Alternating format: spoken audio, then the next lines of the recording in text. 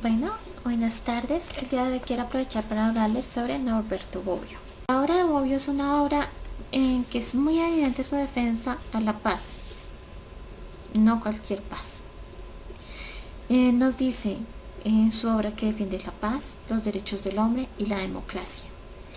Es más, nos propone que la razón para que la democracia exista es que proteja los derechos del hombre. ¿Qué nos dice?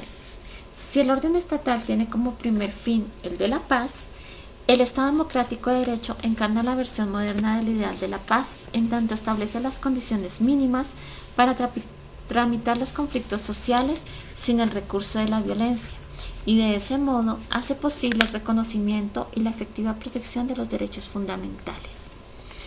Tiene un escrito que se llama La idea de paz y el pacifismo. Este libro es de 1992 y en él expone que la guerra es un conflicto entre dos grupos políticos respectivamente independientes o considerados como tales, cuya solución se confía a la violencia organizada. Ya nos dejan como muy claro, no siempre que los grupos estén enfrentados significa que realmente sean enemigos. Muchas veces se les considera enemigos y es lo que entendería el pueblo como tal, pero no siempre es eso. Por otra parte, su obra es enriquecedora en cuanto al concepto de paz. Él nos explica y nos expone el concepto de paz positiva y paz negativa.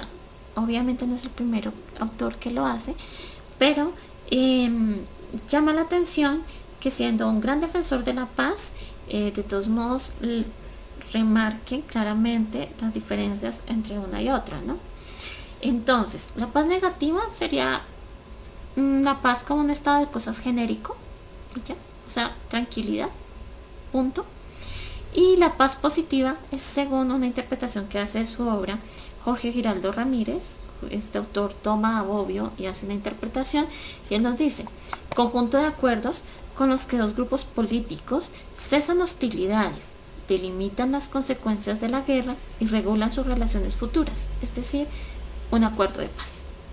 Eso sería algo donde esté muy claro cómo vamos a llegar a esos puntos donde usted y yo no nos vamos a volver a agredir, los acuerdos, los inamovibles en cada uno de los casos y la forma en que vamos a garantizarnos el respeto de lo que a usted le gusta y de lo que a mí me gusta como grupo político, y cómo vamos a evitar seguirnos haciendo daño.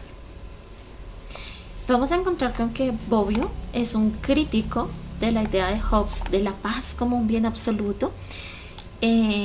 Este concepto de la paz como bien absoluto, si nos damos cuenta, nos lo están vendiendo últimamente mucho en el discurso político, y nos dicen, bueno, lo importante es la paz ya,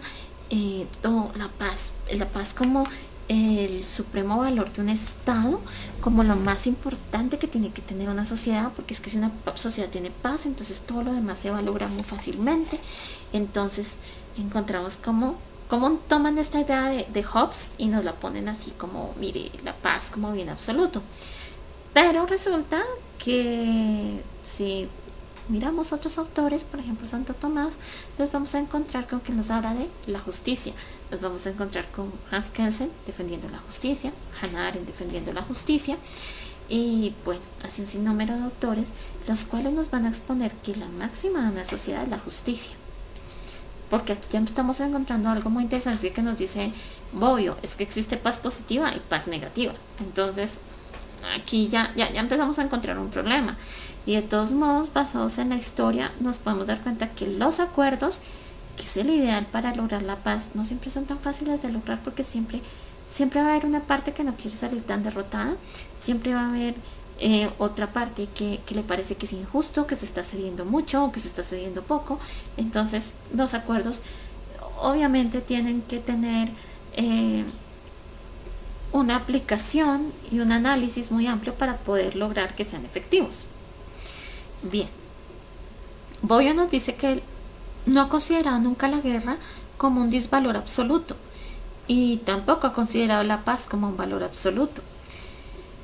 Es decir, la paz no puede ser un fin absoluto ya que existen circunstancias que determinan valores diferentes, llegando las sociedades a la necesidad de usar la guerra como único medio para lograr la paz.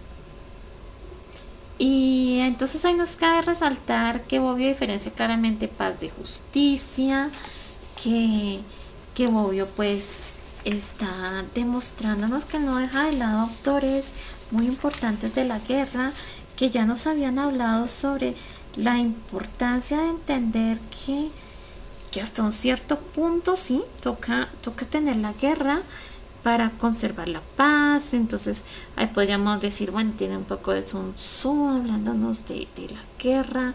Vamos a encontrarnos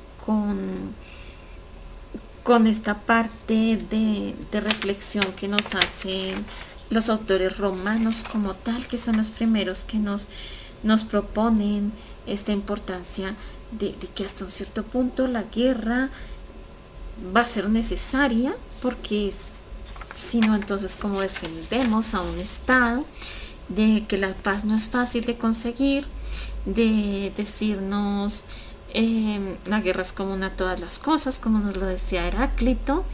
Y ahí empezamos a encontrarnos con que aunque no se pretende por parte de Bobbio que la pase algo así, como que lo logramos tan fácil, como que simplemente aparece mágicamente y entonces todas las personas podemos disfrutar de esa hermosa paz. Esto nos permite entonces darnos cuenta que hay una necesidad de entender que la paz sin justicia pues se nos puede volver una paz negativa, y eso sí es un factor muy peligroso en cuanto a lo que un estado demócrata que propende por los derechos de las personas busque de la paz. La paz tiene que ser siempre una paz positiva. ¿Qué más nos dice él? Que al diferenciar claramente paz de justicia, deja claro que el hecho de que exista paz no significa que las condiciones que vivan los ciudadanos sean de justicia. Ejemplo de esto, por ejemplo, podemos tomar Cuba, Corea del Norte.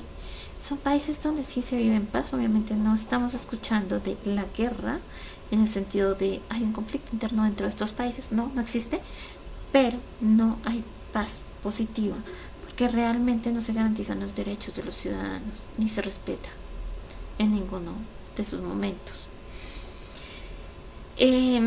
Bobbio nos propone que para que exista el ideal de paz deben existir democracias sólidas, nuevamente el respeto por el derechos, y él nos dice, mire, la paz tiene unos componentes esenciales y son el pacto de no agresión entre asociados, normas claras para la resolución de diferencias en las cuales se enfatice el no uso de la violencia. O sea, él es enfático, el no uso de la violencia. O sea, ya después de que usted logra acordar y llegar a las normas con ese otro grupo con el que usted no se podía entender, usted tiene que garantizarse y acordar que si vuelven a surgir diferencias, usted tiene que no usar la violencia, ninguna de las dos partes. También nos dice que entonces sería necesario el poder común, fruto de alianzas.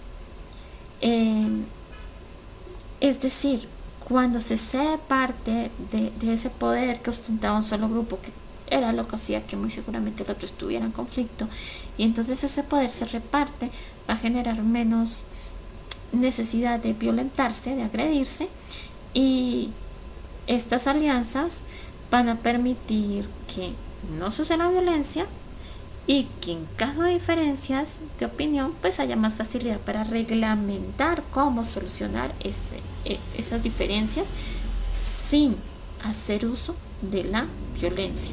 Se supone que el éxito de la paz es que una vez se logra un acuerdo, por ejemplo, de paz, no se vuelva a recaer en la violencia con este mismo grupo. Bueno, les agradezco mucho, espero que tengan una feliz tarde, adiós.